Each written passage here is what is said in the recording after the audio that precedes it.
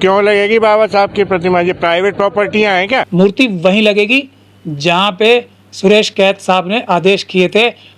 जो Madhya Pradesh high court की जो कमेटी थी, एडमिनिस्ट्रेटिव कमेटी, जहां पे ऑर्डर हुए थे। दुनिया की कोई ताकत उसे रोक नहीं सकती। हम लोग आएंगे और लगाएंगे, जिसके अंदर दम होगा वो हमें रोक लेगा, हमें कोई नहीं रोक सकता, ये बात है। एक बार मनुवादियों ने फिर अपना कानून तोड़ने का स्टेप ले लिया और हम कानून तोड़ने वालों को पकड़ के जेल में भिजवाने का काम एक बार फिर कर पाएंगे तो मैं तो इसे आपदा में अवसर देख रहा हूँ। इन सभी लोगों को हम जेल भी भिजवाएंगे, ये बात से निश्चिंत रहें, बिल्कुल निश्चिंत रहें। ये जो प्रोग्राम कर रहे हैं, जो बाबा साहब के खिलाफ तरह तरह की बकवास कर रहे हैं, चाहे पार्लियामेंट के अंदर या पार्लियामेंट के बाहर, उसका सबका जो जड़ है वो नागपुर है, जहाँ मैं कल जा रहा हूँ। ये सब सोच, ये सब एजेंट्स, ये सब फुट सोल्जर्स नागपुर के हैं, आरएसएस की मनुवादी विचारधारा के हैं। चाहे आरएसएस वाले कुछ भी बोलें, बाबा साहब की फ़ोटो लगाएं दिखाने के लिए, कुछ भी करें, वो बाबा साहब से नफ़रत करते थे, नफ़रत करते हैं, नफ़रत करते रहेंगे जब तक उनकी ताकत रहेगी। आप लोग इस बात का बुरा क्यों मान रहे हैं कि जिस धर्म की जड़ बुनियाद हिला दी एक अकेले व्यक्ति ने 1927 में मनुस्मृति जला के, और उसके बाद 1950 में भारत का संविधान रच के, तो उससे ब्राह्मण समाज, ब्राह्मण धर्म के मानने वाले, ब्राह्मण समाज नहीं कहूँगा मैं, ब्राह्मण धर्म के मानने वाले, ढोल गंवार शूद्र पशु नारी, ये सब ताड़न के अधिकारी मानने वाले नफरत नहीं करेंगे। तो इसमें हैरानी की क्या बात है? देखिए, इसमें मुझे कोई हैरानी नहीं है। ब्राह्मण धर्म जो है उसके ऊपर सबसे बड़ा हमला और इफ़ेक्टिव हमला, ब्राह्मण धर्म क्या है? ब्राह्मण धर्म है इंसान इंसान के बराबर नहीं होता, इंसान इंसान से छोटा होता है, बड़ा होता है, और दुनिया के सभी लोग जो हैं वो एक ख़ास ब्राह्मण धर्म ये है कि ब्राह्मणों की सेवा करने के लिए पैदा होते हैं, उनका कोई और लक्ष्य नहीं है दुनिया में। तो ये धर्म के मानने वालों के ऊपर सबसे बड़ा हमला अगर किसी ने किया तो वो बाबा साहब डॉक्टर भीमराव अंबेडकर ने किया। इसमें कोई दो राय नहीं है कि कुछ अन्य लोगों ने, और बी एन राव साहब का रोल उसमें सबसे छोटा ही होगा अगर कुछ होगा भी, तो अन्य लोगों ने भी बाबा साहब की मदद की। मेरा भी है ना इतना ऑफिस बड़ा, बहुत सारे जूनियर्स मेरी मदद करते हैं, लेकिन केस की बुनियाद और बाबा साहब आउटलाइन, क्या इसमें स्ट्रैटेजी बनानी है, क्या हमने इससे हासिल करना है, इसका निर्धारण कौन करता है? मेरे ऑफिस में मैं करता हूँ। और संविधान रचने की जो सभा थी, संविधान बनाने की जो सभा थी, उसका चेयरमैन कौन था? अच्छा, राव साहब नहीं थे? ओहो, ये तो बड़ा बुरा हो गया। तो बाकी सब उनकी मदद करने वाले ज़रूर हो सकते हैं। कुछ लोगों ने सही मदद की, जो जितने भी मनुवादी विचारधारा के लोग थे उन्होंने बाबा साहब के ऊपर प्रेशर बनाया। ये उनका योगदान था कि आप एक वोट का अधिकार मत दो, महिलाओं को पुरुषों के बराबर मत रखो। ये उनके ऊपर दबाव बनाए गए जो मेंबर्स थे बहुत सारे। बाबा साहब ने इतने कम टाइम में, किसी की और औकात नहीं थी इतने कम टाइम में इतना अच्छा संविधान लिखने की, तो इतने कम टाइम में इतना विरोध भी झेला, इतने जो कन्फ्यूजन करने के तरीके थे कि अब पढ़े लिखों के अलावा जो लोग क्या कुर्सी बनाते हैं और खेत में हल चलाते हैं उनको भी वोट दोगे तुम, ये सब भी झेला और सबको बराबर का एक वोट दिया। किसी और की औकात थी करने की काम? सब लोग तो विरोध कर रहे थे, ज्यादातर लोग कर रहे थे, नहीं कर रहे थे। लोग कहते हैं कि संविधान बदल देना चाहिए, ये गलत है संविधान। अब कहने लगा संविधान बी.एन. राव ने लिखा जो कि ब्राह्मण है। इन लोगों को समझ में नहीं आ रहा करना क्या। अब आप लोग कंफ्यूज हो, मुझे तो कोई कंफ्यूजन होती नहीं। मनुवादी मानसिकता को मानने वाले जो भी लोग होंगे वो कभी सच बोल ही नहीं सकते।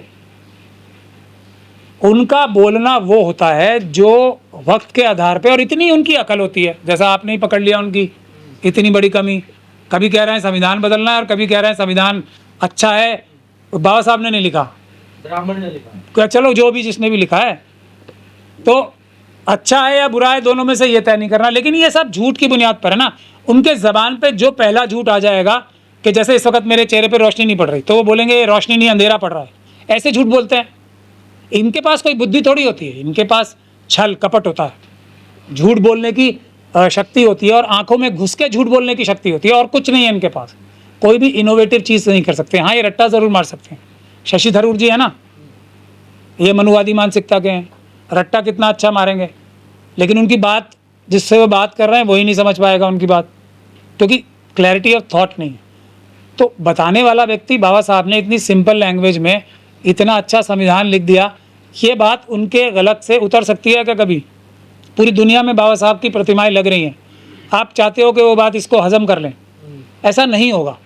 तो जहाँ जहाँ उनकी ताकत लगेगी, जब तक उनकी ताकत चलेगी, वो कोशिश करेंगे एक ही व्यक्ति को रोकने की, और वो है बाबा साहब डॉक्टर भीमराव अंबेडकर। कोर्ट के वकील इतने पावरफुल हो गए कि चीफ जज का भी आदेश नहीं मान रहे हैं। वो देखिए, ये वो पावरफुल नहीं हो गए, हाँ। ये हमारे चीफ जस्टिस साहब की कमी थी। बिल्कुल पावरफुल नहीं है वो, गलत फहमी में हो आप लोग, गलत बात कर रहे हो। रिटर्न में नहीं था क्या आदेश? वो रिटर्न में आदेश था, पूरा आदेश था। मूर्ति क्या क्या वो अपने पैसे से खरीद के लाया था कोई? हाई कोर्ट ने अपनी कमेटी से फंड पास हुआ था, जगह निर्धारित हुई थी, सबके लिखित में ऑर्डर्स हैं। तो मैं ये कहूँगा वो चीफ जस्टिस साहब और पूरे चीफ जस्टिस तो एक वन अमंग द इक्वल होते हैं, पूरे ग्वालियर हाई कोर्ट के सारे, ग्वालियर हाई कोर्ट नहीं, पूरे मध्य प्रदेश हाई कोर्ट की कमजोरी थी वो, एज ए इंस्टीट्यूशन कमजोरी थी, जो कमजोरी आज तक चली जा रही है। तो क्या उस कमजोरी को अंबेडकरवादी कम करेंगे, खत्म करेंगे, ये वादा हम कर चुके हैं। मध्य प्रदेश हाई कोर्ट में बैठे जज कमजोरी दिखा सकते हैं, अंबेडकरवादी कमजोरी नहीं दिखाएंगे। हम तो मौका दे रहे हैं हाई कोर्ट की, पूरे हाई कोर्ट को, अगर वहाँ पे कुछ ईमानदार जजेस बाकी हैं तो वो किसी आंदोलन के मोहताज नहीं है कि इसमें आंदोलन होना चाहिए, अपने आदेश को इम्प्लीमेंट कराएं। अगर उनमें इतना सा भी रीढ़ की हड्डी और अपने संविधान के प्रति प्रेम, और संविधान के रचयिता, मैं फिर कह रहा हूँ, संविधान एक कागज़ का टुकड़ा नहीं है, संविधान एक किताब नहीं है, उसकी जो मूलभूत भावना है उसके निर्माता हैं बाबा साहब डॉक्टर भीमराव अंबेडकर।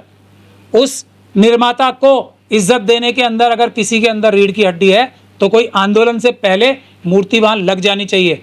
बाबा साहब का कंट्रीब्यूशन जो संविधान के बारे में है ना, वो ये है इक्वालिटी, इज्जत, आज़ादी, बंधुता, जो गौतम बुद्ध साहब का ओरिजिनल जो एक संदेश था, और जो हर एक धर्म के जो जितने भी मानने वाले ना, कुछ एक धर्मों को छोड़ के, जो उसका मूलभूत भावना है, इंसाफ, बराबरी, इज्जत और जो भाईचारा या बहनचारा, ये 4 चीज़ें हैं जो बाबा साहब की वजह से हमारे संविधान में, सिर्फ और सिर्फ बाबा साहब की वजह से और उनके मुट्ठी भर साथियों की वजह से। चीफ जज थे सुरेश कैद जी जो रिटायर हो गए, उनसे क्या कमी हुई, क्या कमी रही? वो तो खुद अम्बेडकरवादी कहा जाता है, मिशनरी, मंदिर गिराने के आरोप है उनपे।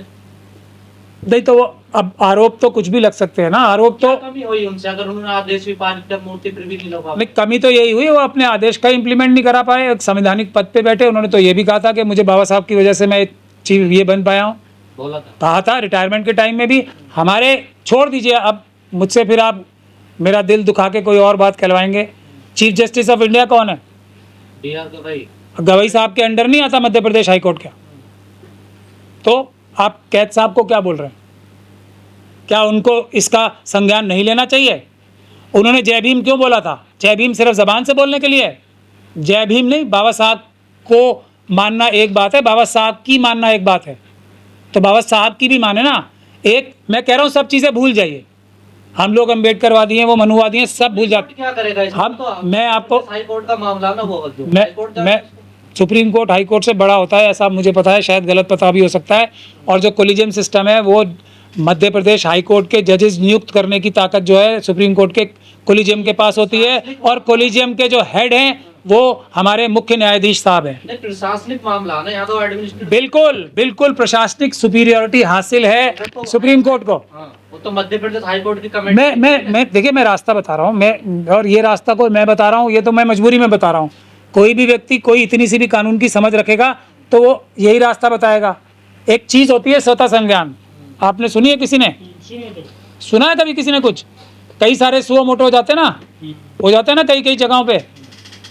तो एक सुओ मोटो लें और ये कहें कि ये हाई कोर्ट का जो ऑर्डर है, एडमिनिस्ट्रेटिव साइड पे ऑर्डर, ये एक इस ऑर्डर को इम्प्लीमेंट क्यों नहीं किया गया? लेकिन सर किस मानसिकता की वजह से ये इम्प्लीमेंट नहीं हुआ? ये सवाल है, इसका सुओ मोटो कॉग्निजेंस नहीं लेना चाहिए। लोग कह रहे हैं कि लिखित में था ही नहीं ऑर्डर, वैसी बरगली बोल दिया फोन पे, नहीं यहाँ लगा लो मूर्ति, ठीक है, ये भी तो कहा जा रहा है। किसने कहा है ये? ऐसी बातें भी आ रही ये किसने कहा है? मनुवादियों के अलावा किसी ने कहा है?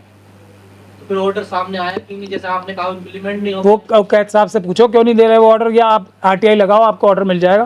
तो सर जो ग्वालियर की बार एसोसिएशन है वकीलों की, वो जज पर भारी पड़ गई है क्या, ज्यादा ताकतवर है? बार एसोसिएशन नहीं, मुट्ठी भर मनुवादी लोग, और उनके साथ है पूरी आरएसएस, उनके साथ है पूरी बीजेपी, उनके साथ है केंद्र सरकार पूरी, उनके साथ है पूरी मध्य प्रदेश सरकार।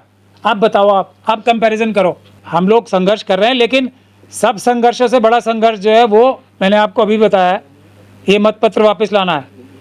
जैसे ही मतपत्र वापस आएंगे, अभी मायावती जी ने भी कहा है ना, अच्छे दिन आ जाएंगे बसपा के भी, जैसे ही मतपत्र वापस आएंगे, जो बहुजन समाज के लोग हैं उनकी सरकारें आने लगेंगी, संविधानवादियों की सरकारें आने लगेंगी, जनता के हाथ में ताकत वापस आ जाएगी जो छिन गई है।